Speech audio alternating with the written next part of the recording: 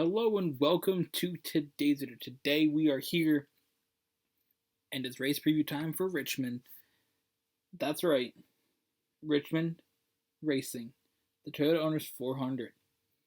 So, let's take a look at the entry list. Nope, actually the result, not entry list. So, of course it says results, but it's starting lineup. So, of course, no qualifying. Again, that's not going to be for a while. I don't think there's another track until maybe Circuit of the Americas where we're actually going to see qualifying. So, again, we haven't had qualifying this year because got ringed out at Bristol. But Martin Truex, like I said in the end of the previous video, Martin Truex most likely going to start on pole, second in points, won the last race. He's starting first. Denny Hamlin second, Chase Elliott in third. So basically your top three from last race, top three in this, because of the top 3 points, I believe. Actually, Elliott's 7th in points. Wow. Surprising. Let's see. William Byron in 4th, Joe Logano 5th, Kyle Larson in 6th. Chris Buescher's in 12th? What the hell? I accidentally clicked on it. Chris Buescher's in 12th. That's kind of wild. So, I think this is going to be an interesting one. Of course, short tracks are always a little interesting. Richmond I find is the most boring of all the short tracks, but nonetheless, it's a short track. Things get a little bit wild here and there. So, can we get a breakdown of when the stages are? We can't. Track info. Does that tell us anything? Oh, the track was built in 1946. Look at that. It's a paved surface. 0.75 miles. Wow. That's pretty cool. I'm interested now in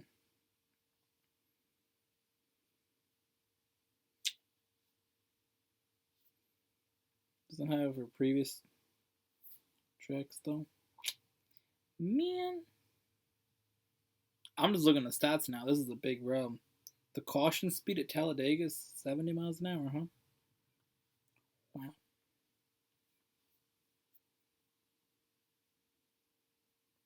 That's wild. That's absolutely wild. This is a big mistake. Big mistake.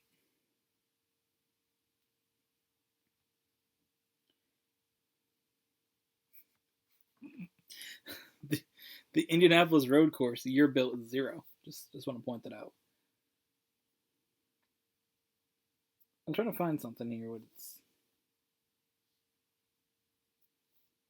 All right, I gotta focus on this. Richmond.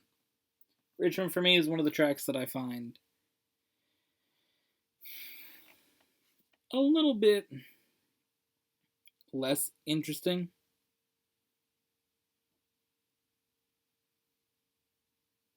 Of the short tracks, that's for sure.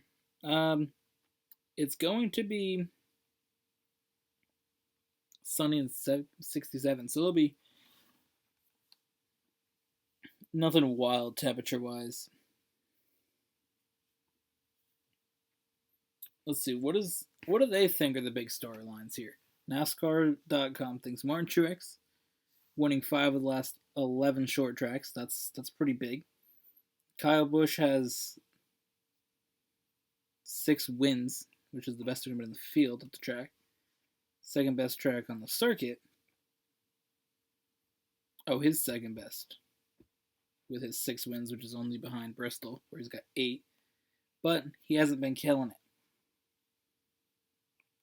Hendrick Motorsports hasn't won at Bristol or Richmond since 2008, bro? What?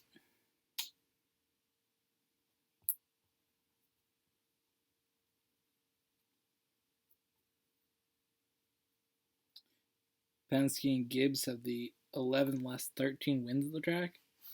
Who did their wins then? Well, Kyle Larson won in 2018, 2017? It's going to be Ganassi winning there, but I don't know who else won it.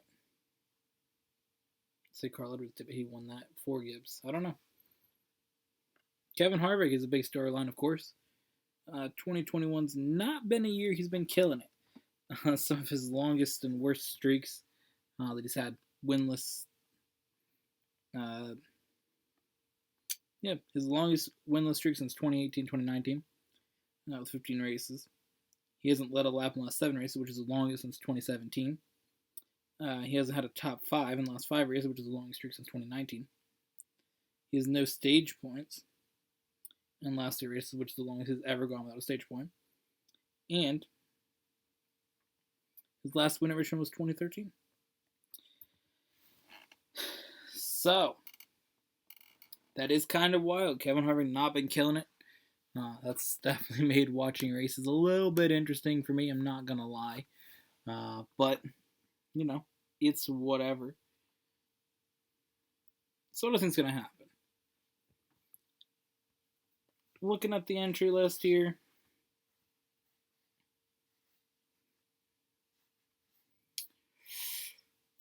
What are we going to see? I mean, I think Martin Truex and Denny Hamlin, Chase Elliott, they're going to be solid at the front. Now, my prediction for winning the race, though, is coming from 10th place. And is the runner-up from the truck race. That's Kyle Busch. Now, I know that track was one of his tracks he's been killing it at. So, or used to kill it at least back when he was killing it. So, I think if he's going to get any of that momentum back, any of that winning, killing it back that he had before 2020, that's really sort of carried into 2021. Nothing's really changed for him this season. I think it's going to be Richmond. I think that he's got a good shot to win it, so that's my pick to win that one. So, anybody else here notable to watch out for? Well, Ross Chastain's in 18th, so we're going to see how far down the list he goes. That's always one I like to watch. That's pretty much it. I'm going to just see how Stewart-Haas does. They have not been killing it, so that'll be very, very interesting to see how they do as well. So, that's kind of my main things to look out for, but I think we're going to see Kyle Busch getting the dub. And again, just following some of those other drivers, those other stories, seeing how Stewart-Haas does, and it's going to be big. Stewart-Haas has not had a good season. The only driver that's been good for their team is Kevin Harvick, who hasn't had the best season. Kevin Harvick hasn't been killing it, which is a bit wild. I mean, this is my favorite driver. It's been a little wild to see Kevin Harvick not up there killing it. It's been a little bit weird, but hasn't been the same. So he's been the best driver, and he's been nowhere really to be found. So the rest of that team has been really bad. Cole Custer starting 21st, Eric Almirola starting 22nd, Chase Briscoe starting 26th. That tells you sort of where they are, because it's very similar to standings and previous race results. All those are sort of used in this. So Kevin Harvick's 9th, and he's their best driver. Stewart-Haas not been killing it. Yeah, because Kevin Harvick's 8th in standings. Next highest up is Cole Custer, 24th in standings. And Chase Briscoe, 27th. Eric Almirola, 28th. Not been good. So I'm very curious to see what Stewart-Haas can do. Can they make a comeback? I think this year you just pack it in and say we're good, but they'll come out and win a few races. Who knows? So either way, it is on Fox, 300 miles, 400 laps.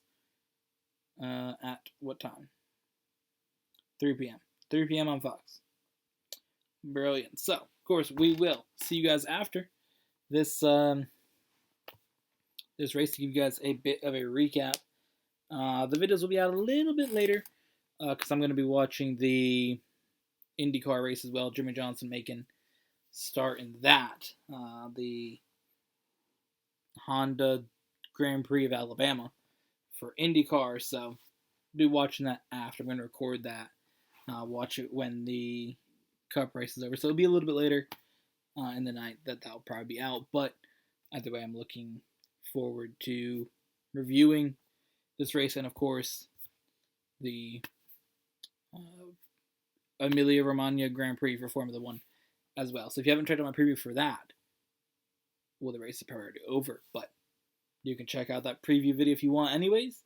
But yeah, we'll see you guys in the next one.